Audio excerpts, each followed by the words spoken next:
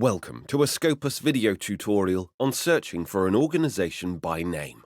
An organization search returns a list of affiliations with links to their respective documents and provides a summary of the affiliations' research areas, collaborations, and publications.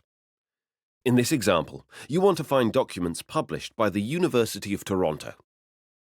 Select the Organizations tab and type University of Toronto into the search bar. If you select Search, a list of affiliations will be returned. Selecting Search Tips provides additional search suggestions. You run the organization search. Multiple results are returned. The top result is the main profile for the University of Toronto.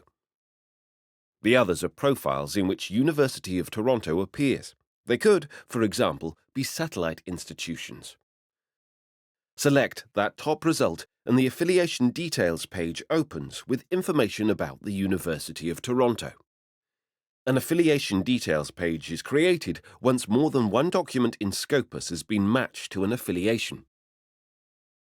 In the Affiliation Profile actions, you can give feedback, set document alerts, and export subject area data. In the section labelled Authors, you see that there are currently almost 60,000 authors affiliated with the University of Toronto. You can create an author list for further comparisons. Click on the author numbers. This leads to a new page. Click on Save to Author List on the new page. But note that you are limited to the first 2,000 authors, ranked by the number of documents they have produced. By selecting OK, you would proceed to name and create a new list or add the authors to an existing list. You can access your saved lists under your profile. Go back to the organization page.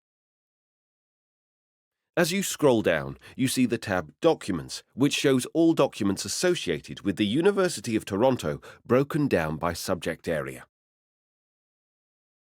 Next, you can see an organization structure. This displays the organization structure.